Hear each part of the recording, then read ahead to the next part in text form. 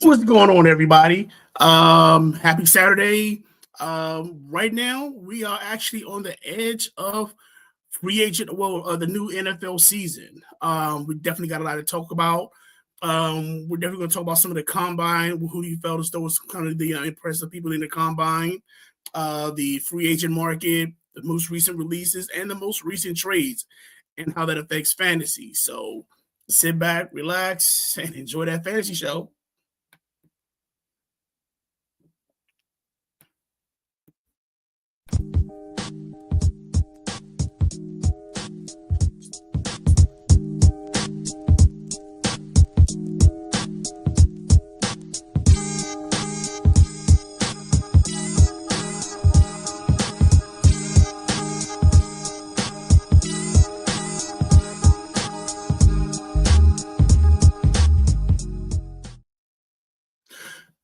Ladies and gentlemen, welcome to that fantasy show. I'm your host, COZ, aka the Prime One, aka the host, and aka the commish. If you do like us, don't forget that like and subscribe button. Um, right now, I'm sure the aka the champ, aka the loudmouth, aka Bruce Wayne is actually will be a little bit late. He had a bowling tournament to attend to. We'll basically talk to him about that, see how that turned up. We definitely want to get into some of the headlines that's going on. There's been a lot of trades have already started going up. One trade I'm sure everybody knows about. We all know about the Max Crosby trade. We all know about the DJ Moore trade.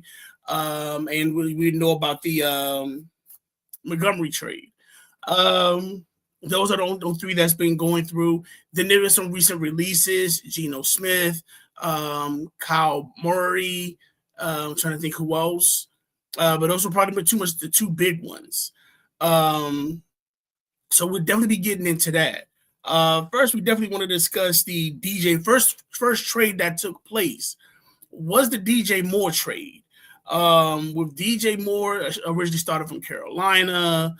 Then he got traded to Chicago, to where he had some decent years, fantasy wise. If you were fantasy holders for him, he really didn't do anything that was blockbuster, but he had his up and downs.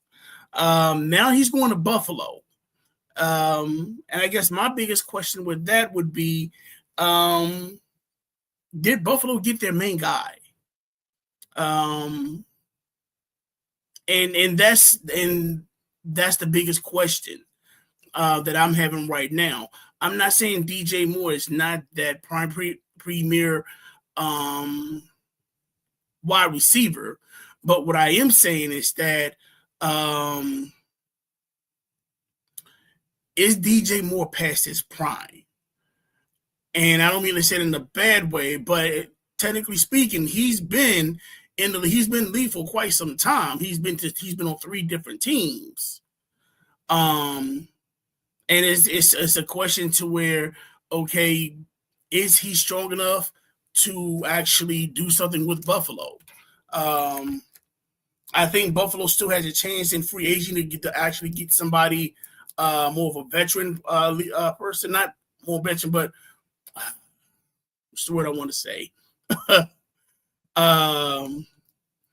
I definitely want to say that I want to say more weapons. Because with DJ Moore being there, does that actually help Keon Coleman? Does that help Khalil Shakir? Are you still keeping excuse me? Are you still keeping some more of those players? Are those players will be gone?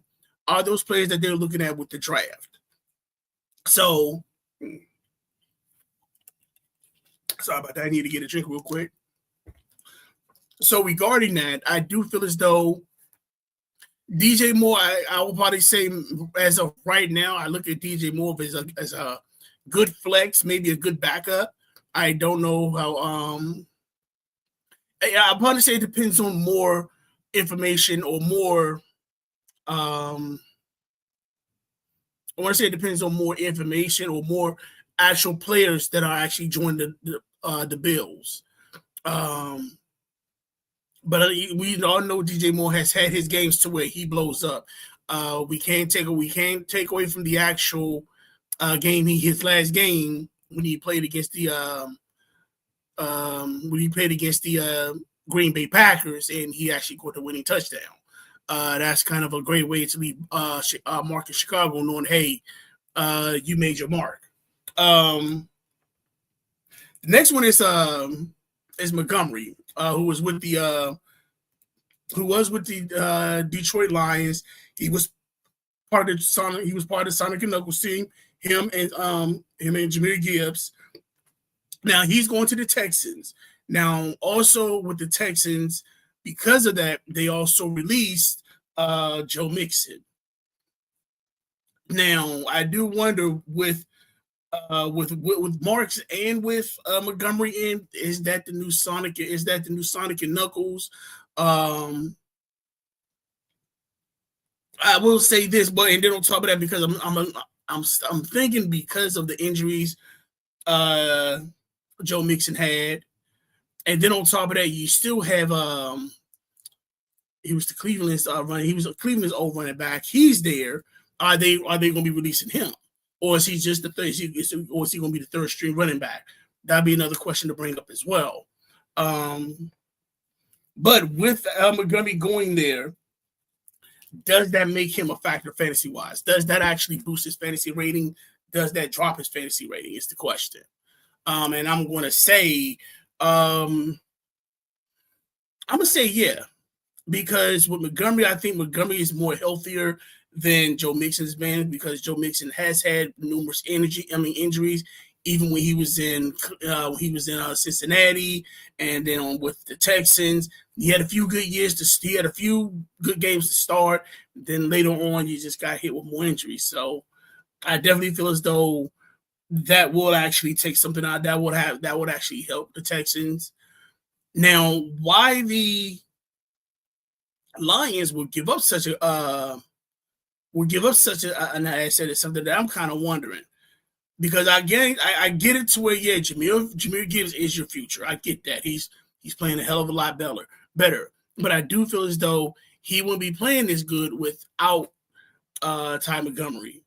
So I'm wondering, is Detroit looking to grab one of these running backs that's out there in the draft? Or are they looking to grab somebody from free agency to make the new Knuckles? Or instead of being Sonic and Knuckles, it's Sonic and Tails now. We still got Sonic there. So who's the replacement going to be? Is the replacement now Tails, or are we finding a new Knuckles? And like I said, they did get rid of Joe Mixon, and with Joe Mixon, it's kind of like, okay, what's the next step? I wouldn't knock the Steelers grabbing him, because, like I said, one thing I've always pointed out, and I'm sure the OG is going to, when he comes up, he's going to let you know as well, is that with Pittsburgh, their weakness this last season was their running game. I'm sure everybody knows, well, they had Kenneth Gainwell, they had Ty Warren. You had that running back by committee, but you did not have that and I've said this plenty of times. I say this with a lot of teams. When it comes to that running back by committee, it's all good, but the problem is you have no premier runner. You have no premier player. You don't have that main player. You know, the Eagles have it with Saquon Barkley. Dallas has it with Javonte Williams. Hell, I even put the Giants. The Giants had it with Scatterboo. With Cam Scatterboo there, yeah, he gave Tracy a chance to lighten up, and the other running back. So I do believe in I do believe into the running back by committee, but I do with the running back by committee, you do need your premier player. So regarding that, I do feel as though Joe Mixon would be probably a good mark for the actual for the Steelers. If not Joe Mixon, I would definitely be looking at Alvin Kamara if he's a free agent, which I think he is, because I think that's what the Steelers need. Speaking of that division, we also know that the Raiders traded Max Crosby to the Ravens. I'm sure everybody's looking at the Ravens like, oh, well, that's another defense that got to work. Well, true. And I'll say this with all honesty. If it comes to that, It's because you got to remember we no longer have Mike Tomlin as the coach, so we don't know what kind of we don't know what kind of what's the word I'm looking for. Um, we don't know the kind of coaching scheme. We don't know the kind of team that this Pittsburgh Steelers is going to be because technically, I'm sorry with the Baltimore Ravens because you got to remember Harbaugh is now gone. He was replaced. Tomlin stepped down. He was replaced. So it's kind of like we don't know what this team's identity will be. Granted, you got Lamar Jackson. You still got Derrick Henry, and but there's more that has to be more done to it. Trying to think what else. The other notifications were one Kyler Murray being released.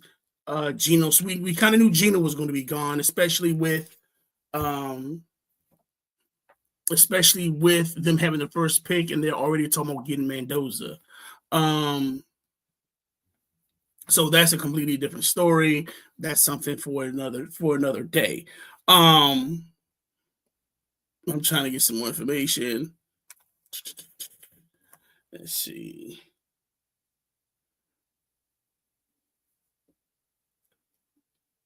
No, that's not where I wanted to go.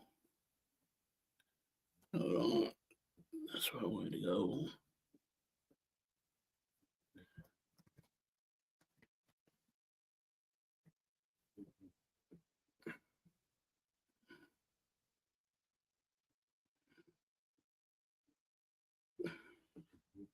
Sorry, everybody. Just trying to get everything set up with it. Oh.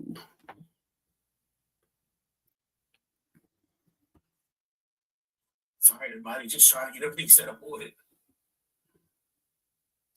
Oh.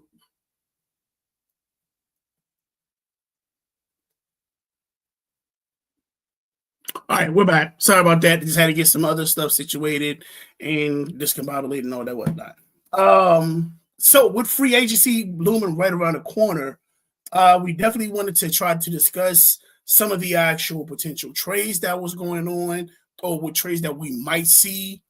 We definitely wanted to bring in some of the actual with the releases going on, what teams are going on to be released. Let's see. Okay. I appreciate that, Miss Howard. The OG will be on here soon. He's the big Steelers fan, so I'm sure he got a lot to say about what's going on in this division with Max Crosby being with the Ravens. Yeah, we was talking about that last night, and we kind of wanted to bring that in for the rest of the day as well. But I definitely want to get into some of the actual potential trades that we might see, some of the releases that are taking place, that are scheduled, and then some of the franchise tags that are taking place. Two of the franchise tags that have actually set up already were with Breece Hall and were with Kyle Pitts. So they're still going to do it. They have until the 15th to try to make some type of negotiation.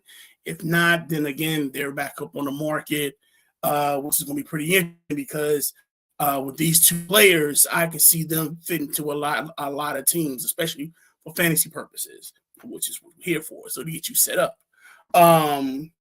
Some of the other releases that I've heard, Darnell Mooney was released from the Falcons. I do think that he's going to find it depends on where he goes. He's a great number two. He's great as a flex. But again, it depends on where he goes. I can see him probably being a number two in Pittsburgh next to DK Metcalf. I can see him being a number two out there in Tennessee. I want to say Tennessee because I just feel as though with Tennessee, you still need that primary receiver. But Darnell Mooney will make a great number two. Geno being released is like I said, it's one of those things you knew was coming, but for him to go somewhere else, I think Geno and me personally, I think even though he's had great years, I think with the Raiders this year, it was such a rebuilding thing and not having a lot of weapons. There was nothing they can do. And now that you're on a high horse again, Mendoza. I still feel as though even with Mendoza getting drafted, I still feel as though that you need to get that experience QB. So again, like I said, won't be Geno. Also, I did remember Kirk Cousins was also released as well. So it wouldn't hurt for the Raiders to get Kirk Cousins, but I think Kirk would be better. Me personally, I think Kirk would be better used if he was in Arizona. If he's in Arizona, I can see it, especially if they actually get a good running back, either in free agency in the draft pick. You pretty much got all the weapons. You have Marvin Harrison Jr., you got Trey Bride. You just need an actual healthy, dependable running game. And I'm sure everybody's going to say, well, what about Connor? Connor had his good or bad days, but once he was gone, you really didn't have nobody there to continue to back you up. I'm trying to think. I'm looking at the list because I had a list of release. So, well, you know what? I actually have it up here. So let's actually take a look at some of the actual players that are scheduled to be released. Let's see.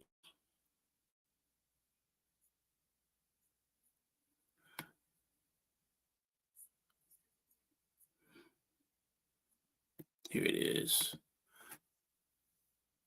So right now for the AFC, we do have Tua Tagovailoa projected to be released. Well, we know Geno Smith is being released. Tony Pollard's been released. We don't know if he's been. Joe Mixon has been released. Calvin Ridley nothing's been said about him. Curtis Samuel and Dawson Knox, we haven't heard anything from that as well. Now we have heard about from Kirk Cousins. Kirk Cousins is scheduled to be released probably before the end of the season starts, so he don't get his bonus. Alvin Kamara is another one that's projected. Aaron Jones, James Conner, again from the running backs. You got Brandon Ayuk, Darnell Mooney has already confirmed. TJ Hawkinson, Cole Kmet. Now, the ones I did not add on, I didn't add, well, I have it on the other list. I do have added on is Kyler Murray and also Stephon Diggs. Stephon Diggs has been released is scheduled to be released from the Patriots. Whew, that was a lot. So those are the actual releases. Now, like I said, looking at it, I can see certain players that will fit other teams fantasy-wise, and that would actually, it look like that will fit that team. Like I said, I can definitely see Kirk Cousins either going to the Raiders just so they can have a person, an experienced quarterback, teach this kid the ins and out. Kirk Cousins wouldn't be a bad choice. I'm sure everybody's talking about Malik Willis. With Malik Willis, I think I wouldn't say he wouldn't be bad for Oakland, but I think he'd be better off in Arizona. Kirk Cousins, I think he should actually be in Oakland. I do feel as though we have a better chance. I'm not in Oakland, Vegas. Sorry about that. Vegas. I do feel as though Kurt will be better in Vegas for the simple fact that with him being in Vegas, again, he does teach the kid how to actually play. Kirk Cousins is not a bad quarterback, and I think with the weapons that they have, he wouldn't be bad. I do feel as though that they need I was about to say, if you're looking at a draft, Vegas. I don't know why I keep calling y'all Oakland, but Vegas, I would say this. If you decide to get this quarterback, you need to get a wide receiver in this draft as well. There's been some good wide receivers. I'll probably say, and we'll definitely discuss that from the combine and talk about how some of the actual combine performances went out, and with these combine performances, are these fantasy worthy players that you feel as though would actually make an impact in it? That's all I'm trying to say. And again, like I said, with the franchise tags so far, it's been Breece Hall, Kyle Pitts. It's supposed to be Kenneth Walker, but I'm assuming Kenneth Walker is not. They're trying to let him walk. And one of the teams that is interested in Kenneth Walker is the Washington Commanders. And I'm not going to say that wouldn't be a bad. I'm not going to say that wouldn't be a bad signing. I do feel as though with Walker, because he's had injuries, and granted, I understand, running back injuries here and there, but I do believe that with some players, if you do get a certain amount, if you get injured a lot, and Kenneth Walker in his time in Seattle has been injured quite some time, I just feel as though when you put him to a new team, it's kind of like getting a used car. You know it's going to break down. It's just, okay, how long do I have till this actually breaks down? And I hate to say it, with the Commanders, they've already had that with Austin Eckler. Nothing to take away from Austin Eckler. He had a great season when he was with the Chargers. Then when he signed with the Commanders, he kind of had and then the following year, unfortunately he actually tore his, he blew out his knee towards ACL. MCL, ACL, one of those two. I know it was a CL. But I would say it's something to watch for. Like I said, it's just with Walker, because if Seattle's letting them walk, it's either too wants too much, or they know something's wrong with him. And that's the thing you got to kind of look out for. Is he worth the actual playing time, or is he worth the money, or is it just another one of those, okay, he got a few games in, he's gonna get injured, and then we worry about doing the run back by committee stuff again. And that, I ain't trying to really see that. I'm trying to think anything else. I'm not gonna lie, I'm usually having the loudmouth here cussing me out or saying something to where, he either throws me off topic or he actually makes sense on what he's saying. Love you, bro. Have fun. Hope you're doing good in the States. Hope you actually, made it out there. I do want to talk about some of the combine. There were some players that I would say was pretty impressive. I'm sure everybody knows about Ohio State with Lyles, how he performed. I actually have it in front of me. I think this is it right here. Oh, that's Ariel Reese. Sorry. Wrong one. There we go. From Sonny Lyles. See, from the linebacker from OSU. A 40-yard dash, 4.46. Vertical jump, 43.5. Broad jump, 11.2 feet. Yeah, he's the prototype. I mean, compared to anybody else, they're saying, he basically he has the height of Megatron. He has the leaping ability of Nate Robinson. He has the same speed as Bijan Robinson, and he has the same broad jump with Julio Jones. And everybody that's noted on here are pretty much heavy hitters. It's kind of like you're taking one person and you're bringing in the one. So with him, I definitely can. He's going to be, I would say, what's the word I want to say? Sorry about that. I would say stat-wise, he looks like he's going to be a freak of nature. Draft-wise, like I said, it definitely depends on the team that picks him up. The next one I definitely wanted to talk about was Taylor Green. Now, everybody's seen how this kid was performing at the actual in the combine. 40-yard dash, 4.37. Let me get this. I had all the stats. Hold on. Yeah, 40-yard dash was 4.37. Vertical jump, 43.5 inches. Broad jump, 11.2 feet. But the thing is that I actually watched him in the drills. And that's why you kind of looked at it like, okay, product, physicality, he's a monster. He's great. But you can tell that with some of the drills, he definitely needed work. So if he like I said, he is somebody to look at. If somebody were to draft him, I will probably say I could see Green Bay drafting him. and basically just developing him for Love. Or I could see the Steelers. If the Steelers looking for that actual quarterback, I can see the Steelers probably picking him up. And if you're going to have Aaron Rodgers for another year or two, then yeah, I would have this kid under the tutelage of Aaron Rodgers. That wouldn't be a bad draft. I will make sure it's later in the draft. He wouldn't be like a second or a third round pick. I would probably say maybe a fourth. Another one was Kenyon Sadia, the tight end from Oregon. He wasn't bad as well. 40-yard dash, 4.39.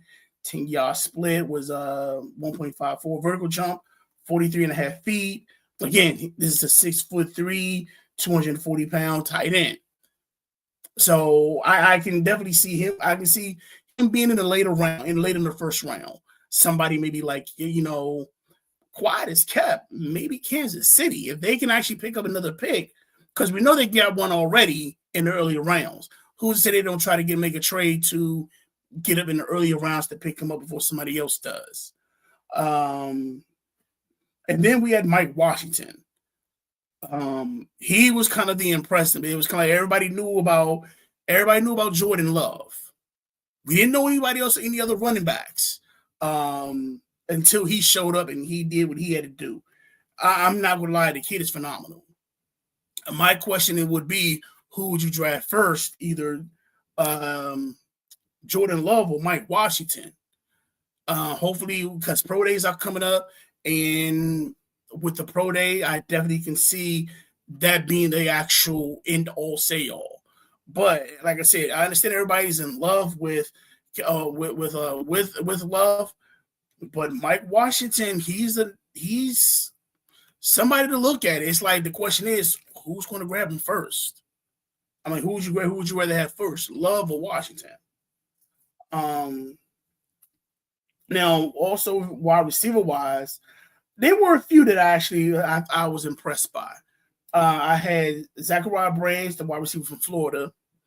He had a 40 time of 4.36. What impressed me with him was his run through the gauntlet. This dude was at top speed the whole time, catching balls in stride. Didn't miss a beat, had his footwork there and straight to go. That's somebody that's, like I said, the only thing that's being looked at is his size, because I think he's maybe like 5'9", 5'8". But I can see that being, kind of like taking the Darren Sproles, the Brian Westbrook, the Wes Welkers, and like that, and Danny Amendola's. I can see him being in that slot and taking those deep balls, breaking the roof off. That might be that. Like I said, that's going to be a sleeper. Another one was Xavier Thomas, and I think he was the one from Ole Miss. And with him being at Ole Miss, he had the nice speed. When I look at some of the players, I look at the gauntlet drills and I look at the deep pass. They had the speed for the deep pass to where he can catch. He could go a lot of it in stride. He didn't really have to slow down or speed up. He was able to catch that good stride and just catch it and then go. So, like I said, those are the ones that I look at. Hopefully, we'll take a look at the mock drafts to see where other players are going once the mock drafts are released. I think they'll probably be released within the next few weeks. Then also some of the days are actually coming up. Let me see. Because I know they had a few pro days today. I think Navy had theirs today. I want to say, I know Navy had theirs today. Wisconsin's, I think Wisconsin's coming up. What I'll do, if you do have the site, if you do have the That Fantasy Show on Facebook or Instagram, I'll be releasing the actual dates of the actual pro days, so y'all can actually see when the pro days start. I'll also be releasing I'll actually show the actual releases as well. I'm trying to think everything else. I'll also release the mock. I think I've already put in for the mock drafts, so everybody can see the mock drafts going on, and that's pretty much it. Yeah, I do apologize for the show being so short. None of the guys are here. Some of the guys had stuff they had to take care of, which I understand. Like I said, on top of that, Bruce Wayne is actually still crying for his belt. Yeah, we actually got something for Bruce for that. So next week, yeah, you'll see Bruce feeling a certain way once he's on the show. I think he'll probably be a little bit too cheesy, too much bragging, and him being Bruce Wayne, the spoiled rich kid that he is. But me being solo dolo, that's pretty much the show today. Again, ladies and gentlemen, don't forget to like and subscribe. I will be back next week. Again, we're going to talk about some of the actual pro days that have happened. We're definitely going to look at some of the mock drafts. Talk about the most latest signings and releases and who's actually on what team. And we want to discuss, see how that is towards their fantasy rankings. Other than that, y'all, appreciate you. Again, don't forget that like and subscribe button. I'm out of here. Peace.